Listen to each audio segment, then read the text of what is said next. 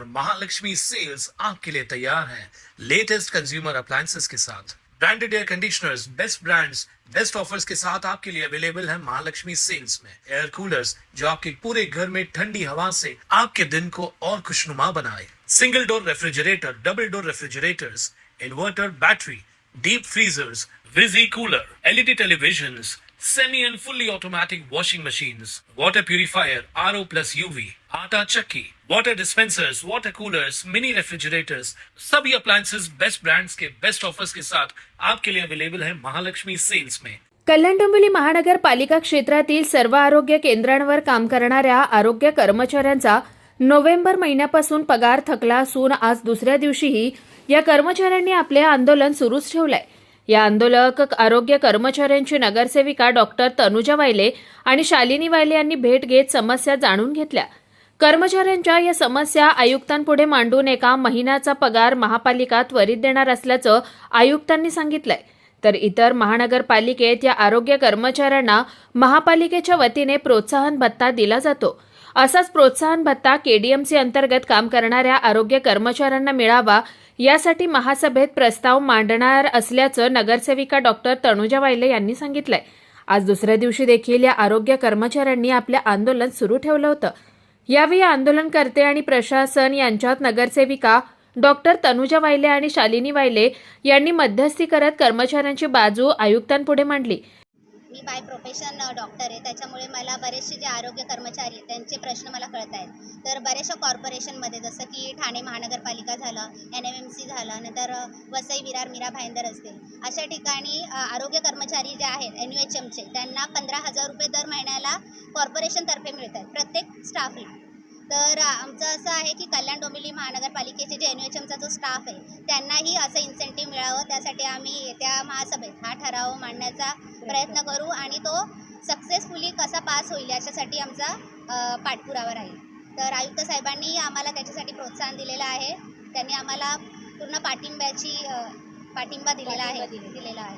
तर मला असं वाटतं जो कर्मचारी आहेत त्यांनी कल्याण डोंबिवली महानगरपालिकेला आणि आयुक्तांना समजून घ्यावं आणि सहकार्य करावं आणि आपली जी रोजची जी ड्युटी आहे कारण की आरोग्य सेवा चालू राहिली पाहिजे, हेच आपलं एक ध्येय असलं पाहिजे।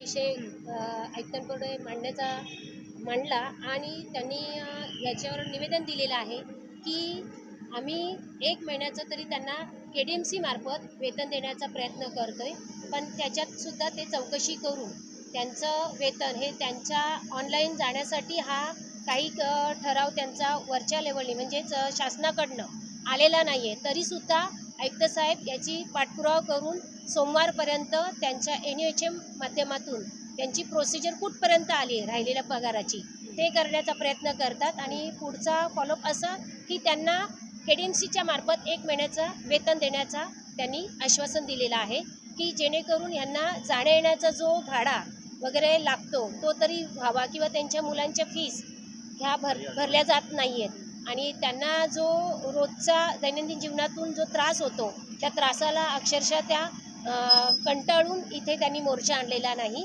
त्यांना कोणती एक प्रकारची हाऊस नाही आहे की मोर्चा घेऊन यावं आणि KDMCच्या कल्याण डोंबिवली महानगरपालिकेच्या दालनात बसावं, पण त्यांनी त्यांच्या तक्रारी ह्या थेट आयुक्तांपर्यंत पोहोचाव्या ह्यासाठी यांनी मोर्चा आणलेला आहे।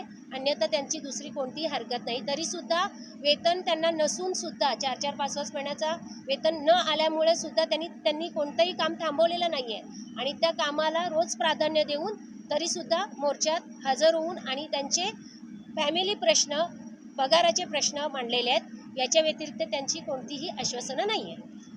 या आरोग्य कर्मचाऱ्यांचा पगार हा शासनाकडून येत असल्यानं विलंब होत असून कर्मचाऱ्यांची अडचण लक्षात घेता महापालिकेच्या वतीने 1 महिन्याचे वेतन महापालिका त्वरित देणार असल्याचं उपायुक्त प्रसाद बोरकर यांनी या आरोग्य कर्मचाऱ्यांना सांगितलंय। संबंधित आंदोलक कर्मचाऱ्यांशी विस्तृत चर्चा काल आणि आज देखील झालेली आहे। संबंधितांचं नोव्हेंबर 2025 अखेरचं मासिक पेमेंट आहे ते झालेलं असून त्यानंतरचं पेमेंट अद्याप झालेलं नाही ही वस्तुस्थिती आहे। सदरचं पेमेंट हे NUHM अंतर्गत आपल्याला शासनाकडून प्राप्त होत असतं। तर ते लवकरात लवकर प्राप्त करून घेऊन त्यांचं देयक जे मासिक देयके आहेत ते संबंधितांची अदा करण्याचा महापालिकेचा प्रयत्न सुरू आहे. त्याचबरोबर सदर देयक देण्यासाठी शासनाकडून निधी प्राप्त होईपर्यंत तात्पुरत्या स्वरूपात महापालिकेमार्फत किमान 1 महिन्याचं देयक त्यांचा अदा करता येईल का याबाबत देखील आम्ही तपासणी किंवा चाचपणी करत आहोत. जर ते तांत्रिकदृष्ट्या शक्य झालं तर आम्ही 1 महिन्याचं पेमेंट महापालिकेच्या निधीतून करण्याचा प्रयत्न करत आहोत. कुणाल म्हात्रे, स्वानंद मीडिया, कल्याण. ताज्या घडामोडींसाठी स्वानंद न्यूजला सबस्क्राईब करा आणि बेल आयकॉनवर क्लिक करा.